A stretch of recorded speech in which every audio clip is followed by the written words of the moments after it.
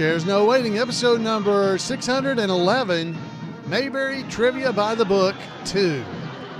Two Chairs No Waiting is brought to you each week by the folks over at weaversdepartmentstore.com. Drop by over at Weavers and check out some of the cool things they got there. They got some hats, some caps. You're going to need those to stay warm. You can get a Mayberry man, a Mayberry patrol car emblem, and you know you can even get a Weavers Department Store logo hat or cap. That's right. Head over there and check that out. And while you're there, you might want to get the Mayberry Trivia book by Scott Hopkins. It's got 1,500 questions in there. Head over to Weavers Department Store and check it out. Two Chairs No Waiting is also brought to you by donations from listeners just like you. The executive producer of episode number 611 is Jim Sherrill. Jim Sherrill, our trivia champion from Mayberry Days and five-time champion. So it's great to have. He is in our chat room tonight as I'm recording, and we're going to be doing trivia tonight. So everybody should be able to have some fun doing trivia. And then we're going to hear from Randy Turner with This Week in Mayberry History. I'm Alan Newsome, your host for Two Chairs No Waiting, and it's always great to be here in Mayberry with you. A few weeks ago, it was episode number 606. We did the Mayberry Days Trivia Championship from 2020. And I heard from several people that the questions were hard questions. So we went to the book, the Mayberry Trivia book that I was just talking about from Scott Hopkins. We went to his book and we grabbed out 20 questions out of his book that's a little more, let's say, fun to do, a little easier. They're not super easy. I didn't call it super easy trivia. It's not like, what was Andy's last name on the Andy group? It's not that easy. But they should be pretty fun, and I think you're going to enjoy yourself. So we're going to have 20 questions. So I want you to go ahead and, grab a pencil or something so you can keep your score. And this is just straight score. So it's just however many you got right. You can guess and it doesn't count against you. It's not like Mayberry Days Trivia. We're going to do this one for fun. That's exactly what we're going to do. So if everybody's ready, we're going to play Mayberry Trivia by the book 2. And the reason I'm saying 2 is because there was an episode previously, I think 356 was the episode number, where we actually did the first of these Mayberry Trivia by the book episodes. So I'm going to get us a little bit of background music to encourage everybody. And doing some trivia like a game show. Woo! All right. So we got a little bit of just a little background music to make this a little more fun. So let's head on over and check out. Oh, this is going to rhyme. Question 1. Yeah, I meant to do that. Yeah, that's what I meant to do it. All right, so question number 1 for Mayberry Trivia by the book. Number 2. All right, so here we go. All right. What is the password at the Regal Order of the Golden Door to Good Fellowship? Okay, so write your answer down or call it out or know if you got it, okay? What is the password at the Regal Order of the Golden Door to Good Fellowship? What is the password? Folks in the chat room have already been answering the question and getting it correct. I see it. So the answer is, what's the password to the Regal Order of the Golden Door to Good Fellowship? The answer is Geronimo. Geronimo. All right, how'd you do? You got that one? You feeling good? Woo! I may have got that one, or I should have known it. Oh, man, it was right on the tip of my tongue if I didn't know it. All right, so let's head on over to question 2. There's going to be 20 questions, so keep up with your score. Let's see how you do. Here's question 2. This one's a little harder. What is the name of Helen Crump's niece? What is the name of Helen Crump's niece? Yeah, this one's a little harder. Boy, I got to think about that one. Yeah, she kept beating Ope at everything. What was the name of Helen Crump's niece? I'm trying to see how our chat room is doing. They're guessing. They're in there. All right. The name of Helen Crump's niece was Cynthia. Cynthia. Yes. So Cynthia was her name. All right. How you doing? So if you got, that's 2 questions. That second one, a little harder. Let's go into question 3. All right. I'm trying to go. There we go. Whom does Charlene Darling marry? That's question number 3. Whom does Charlene Darling marry? Oh, here we go. Who does Charlene Darling marry? The answer is, they're answering it in the chat room, Dud Wash. Dud Wash. Sweetest boy, whatever growed. That's him. Charlene Darling married. Now that's 3. So some of the folks in the question room are saying, or the chat room are saying, they're 0-2. 0-2. So we'll see how they did. All right. That was Dud Wash. Number 4. Who declares for Aunt B? Who declares for Aunt B? Is question number 4. All right. So y'all are feeling a little better. Some of you people that are a little bit more trivia savvy. Who declares for Aunt B? The answer is Briscoe, darling. Miss B, I'm declaring for you. Okay. Good job. I see people in the chat room getting it. Good job. Good job. Jim Sherrill is in our chat room, by the way, and he is kind of helping answer these questions and claiming who got it right. So he's doing great. Jim, these are too easy for him, I'm sure.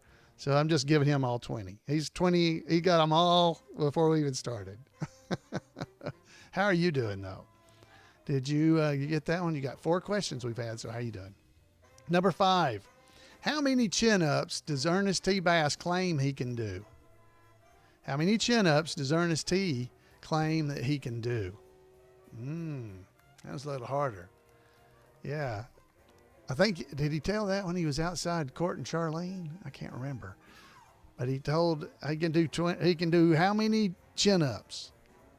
The answer is he can do 18. 18 chin-ups. Now, as I'm reading through these, you can always stop the podcast. You can pause and wait and see if you can think of the answer and then hit play again to go, okay? Oh, so Jim Sherrill says it's 18 and 20. So he said 2 different numbers. All right. So I'll give you if it's 20. If you said 20, you got it right too, because I'm going with Jim. All right. Number 6. How many stoplights does Mayberry have? How many stoplights does Mayberry have? This one's a little hard. This is a little hard. Folks in the chat room are saying if Ernest T. can do 20 pull-ups, he can do 19. So if they said 19, they should get it right. That's not how that works. All right, so how many stoplights does Mayberry have? Mayberry has 1 stoplight that we know of. Has 1 that we know of. So that's the answer I'm going with, unless Jim overrules me. All right, number 7. Number 7. What flower is Andy a giant at potting? What flower is Andy a giant at potting? Oh, I know what that one's from. All right. Andy is a giant at potting. Here comes the answer. Pause if you want to wait. Petunias. He's a giant at potting those, Roger. All right. Next up, let's see. Number 8. What flower does Ope destroy with a football? What flower does Ope destroy with a football? I can give you a little hint on that one. It was a color episode. I don't know if that helps at all. But what flower did Ope destroy with a football?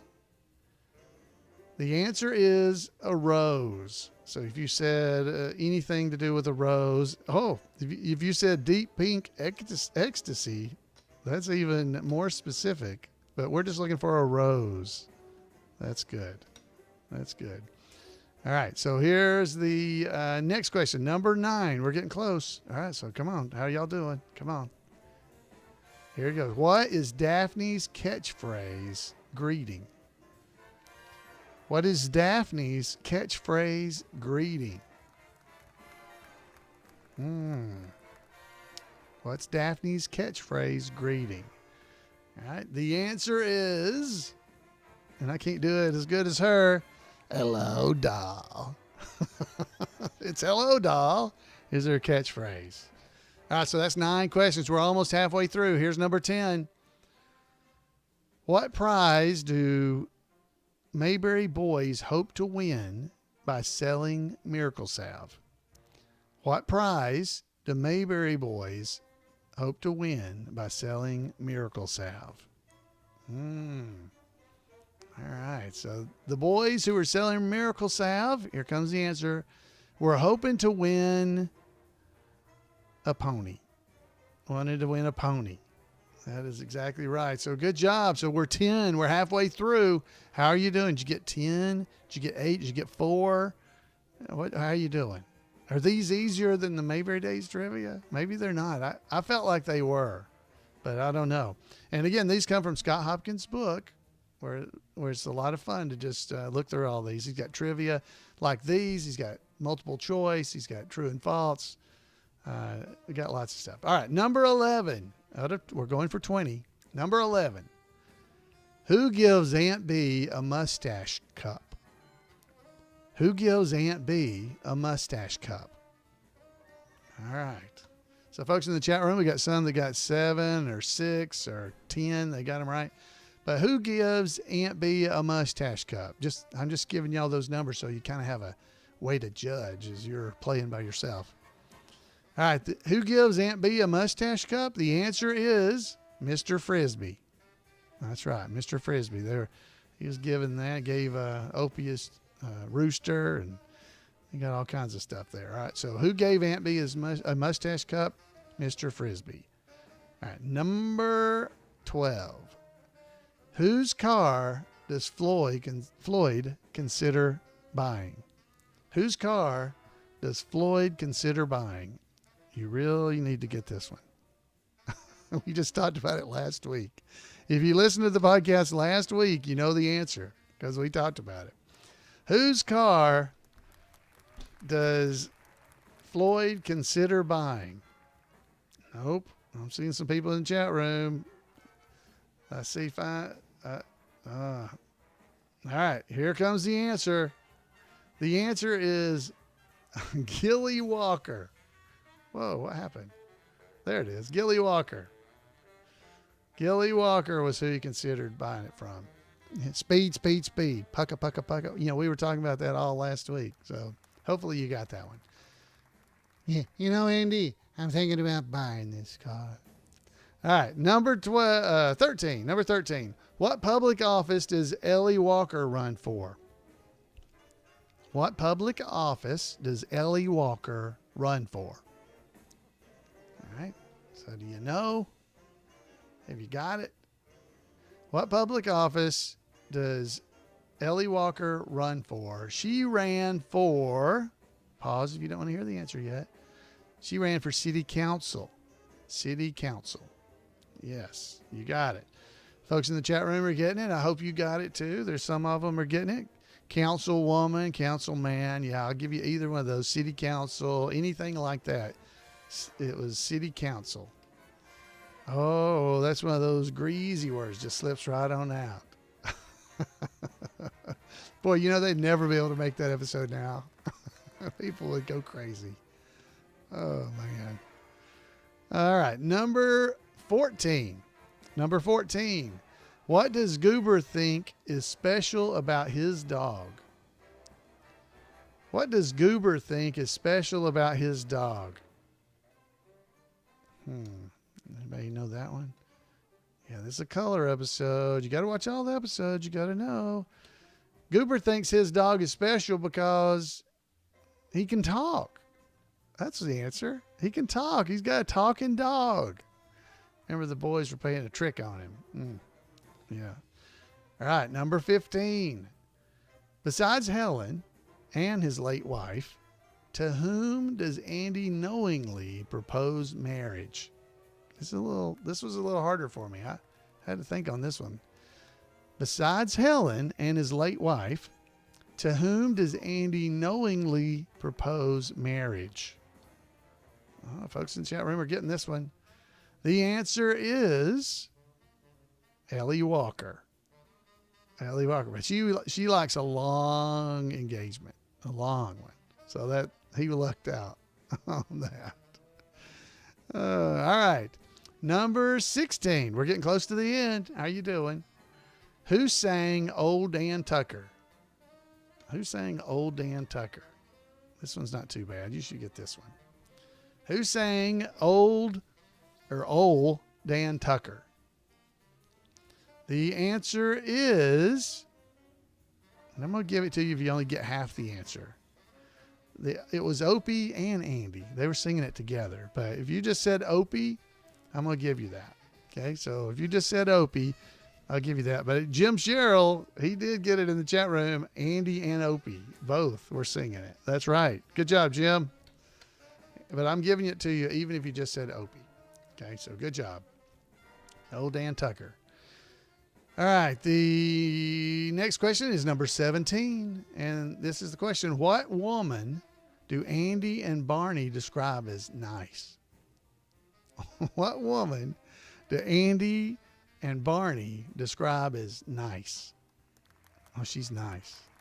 What woman is that? Folks in the chat room are getting it, so don't feel bad if you're not getting it, because everybody's not getting it. All right, the answer is, what did I skip it? Mary Grace Gossage. There it is. Mary Grace. That's who it was.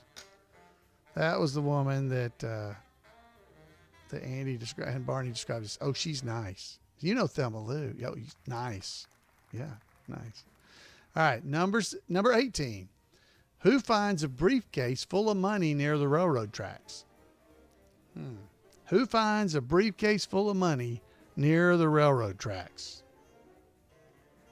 All right. All right, if you don't want to know the answer, go ahead and pause, because you know who finds the briefcase full of money near the railroad track? It was Barney. It was Barney. All right. Hope y'all are doing good. I hope these are more fun. Hope these are a little less difficult, so it's a little bit more fun to play. All right, we got 2 questions left, so here we go. Number 19. What does bully Steve Quincy break with an apple? What does bully Steve Quincy break with an apple? All right, the answer on this one is, what does bully Steve Quincy break with an apple? He broke a street light, or a street lamp. Yeah, I'll give you that. Either one of those. Street light, street lamp. That's the right answer. That's what he broke. And Andy came up, and Opie was holding all the apples. Oh, he wouldn't tell on him. All right, our last question. Last question. What relative does Barney frisk at a roadblock? What relative does Barney frisk at a roadblock? All right, how you doing? Come on, you can do it. What relative does Barney frisk at a roadblock? Roadblock? Pause if you don't want to know. The answer is his mother. But Barney, I'm your mother. Oh, so there was 20 questions of Mayberry Trivia by the book too. These are all from the Mayberry Trivia book by Scott Hopkins. You can find it at Weaver's Department Store. It's fun to just sit around and read them. The questions are on one side and the answers on the back side of the page. So you can read them to yourself or you can read them to your family and you can try to answer them. It's a lot of fun. So it's a fun book to get. Thanks to Scott for doing the book, and I hope you guys are enjoying these little reaches into it, and maybe you'll go get you a copy. Okay. So how did you do? How did you do? Did you get them all right? Did you get most of them right? What happened? Let's see in the chat room. I'm trying to, so you'll have something to compare to. I'm seeing some people got, 18, 15, 16s, 19s. You got a couple that got 2. That's good. That's all right. If you had fun getting 2, I don't care. That's great. See some 17s. Chris or Gomer in the chat room, he said he drew a tree. So I think he got distracted and just started drawing on his piece of paper. That's good. That's good though, Gom. That's good. Other people are saying they did better than expected. Well, that's good. That's good. So it looks like everybody did pretty good. Jim Sherrill, they're calling him the Crimson Tide of the Andy Griffith Show trivia. That's pretty funny. Jim, I forgot where Jim's from. South Carolina, maybe? He may be Clemson. I don't know. So, congratulations, everybody. And I hope you did good. And mainly, I hope you had fun.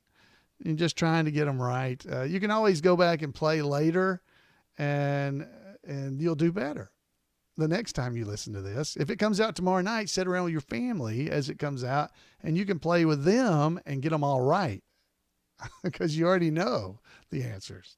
Yeah, they should have been here for the live show. They'd be able to get them. All right, folks. So if you'd like to join us when we're doing the live shows, we record on Monday nights at 8 o'clock Eastern time. And you can go to live.2chairsnowaiting.com and be a part of all the folks that are in our chat room and stuff and just having fun together. All right, folks, it is now time to hear from our roaming reporter, Randy Turner, with This Week in Mayberry History. Welcome to This Week in Mayberry History, a report by special correspondent Randy Turner of the Gomer and Goober Pile Comic Book Literary Guild of the Mayberry Historical Society. In Mayberry, Clarabelle Morrison may have been more interested in selling elixir for special occasions, but Gladys Hurlbut, the actress who played her, was more interested in writing. Gladys was born on December the 9th, 1898 in Dresden, New York. Information is not plentiful about her early years in this small village in the Finger Lakes region, but she had already made her Broadway debut when she was only 22 years old. She originated a role in the comedy The Playboy of the Western World, which ran for about a month in the spring of 1921. Many of the productions Gladys appeared in on the Great White Way ran for short periods, which is not unusual in theater, and often not an indication of a show's quality. Gladys returned to Broadway in October 1924 in the drama Ashes, which ran only 2 weeks. Less than a year later, she was in the Broadway drama Caught, which closed in just under a month. Gladys was actually an extremely sought-after actress off-Broadway and other venues and summer stock, but she returned once again in 1931 in the drama Just to Remind You, which closed after 16 performances. Again, Gladys was far busier than these several Broadway shows I've discussed. By 1934, she had appeared in so many other productions that she had actually played roughly 350 lead roles in stage plays. But perhaps it was her frustration with Just to Remind You's not being financially successful that convinced her to retire from acting and try writing plays herself. Her first was the 1934 Broadway comedy By Your Leave, co-written with Emma Wells. The play only ran for 34 performances, but it caught the eye of the right people and was quickly adapted as a well-received film, released the same year, starring a pre-Wizard of Oz Frank Morgan and Margaret Hamilton. In 1936, Gladys did her first writing for a film that did not spring from one of her stage plays. She co-wrote the 1936 comedy Love on the Run, which starred Joan Crawford and Clark Gable. In 1939, another play written by Gladys was produced for Broadway, though it closed after only 5 performances. But just a few months later, the musical Higher and Higher opened on Broadway with a book co-written by Gladys and songs by the famed team of Rodgers and Hart. It ran for 2 months, then had a return engagement on Broadway 6 weeks later for another month. 1942 saw the final Broadway play written by Gladys, Yankee Point, which ran for only 24 performances. While that was the last play Gladys wrote, her earlier play, Higher and Higher, was not done. 2 years later, and while it did not follow the play exactly, the musical was adapted and released as a 1944 film featuring Frank Sinatra. After 14 years of not appearing on the stage, Gladys finally returned in a role written specifically for her. After the enormous success of the play and then film version of Life with Father, a 1948 Broadway sequel, Life with Mother, was produced. At the time, Gladys said, "I was sure nothing would ever tempt me to act again. Then I read Life with Mother." By the way, the cast also included Robert Emhart, Mayberry's own man in a hurry. This comedy was an enormous hit and ran for over 7 months. Her interest in acting rekindled, Gladys moved into films. She made her debut in the 1951 comedy The Mating Season, whose cast also included Ellen Hubcap Corby. After 4 more films, Gladys made her television debut in a 1953 episode of the anthology show Chevron Theater. Throughout the rest of the decade, she appeared in both movies and episodic television, such as in Lucille Ball and Desi Arnaz's The Long, Long Trailer, and she played a recurring character in 3 episodes of Francis Bavier's series, It's a Great Life. She also appeared in the premiere episode of the TV version of the radio classic Fibber McGee and Molly, with Bob Sweeney playing Fibber. A few years later, Bob would join the Andy Griffith Show as its permanent director, directing 80 episodes during the first 3 seasons. And in fact, the 6th Mayberry episode directed by Bob was Alcohol and Old Lace, featuring Gladys as Clarabelle Morrison, one of the Morrison sisters who sold their elixir on special days.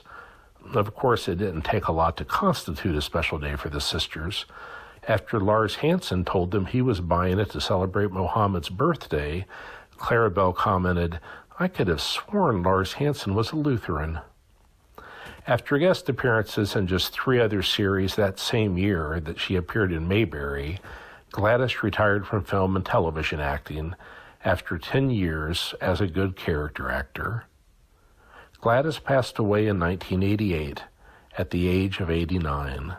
Her grave marker lists her first as a writer, then as an actress. Well, that's it for this week. As always, thanks for listening, and remember to watch out for one another, take care of yourselves, and take Andy's advice, and go out there and act like somebody. Wow, thank you, Randy. Always amazing information that you provide to us. And if you want to make sure that you don't miss out on all the cool things that Randy does around Mayberry, send him an email at turnersgrade@gmail.com, turnersgrade@gmail.com, and he'll make sure you don't miss out on any of the fun stuff he's doing. So, wow, thank you again. Wow, great information. I hope you guys have really been enjoying it. Hey, Christmas time is coming up, so I got a special note for you. Well, the happy holiday season's with us again. And I think it certainly is a wonderful thing that this station is playing so much of that nice Christmas music. This is Andy Griffith, and if I may, I'd like to join in with all the folks here in wishing you and your family the very fondest and Christmas greetings, and a sincere wish that the new year brings you all you hoped for. Oh, thanks, Andy. Thanks. We appreciate that. And folks, I want to thank you all for being here and just being part of the podcast. And, it's always fun to spend some time with you right here in Mayberry. And I hope you did. I hope you had fun playing the trivia. I hope it was fun for you.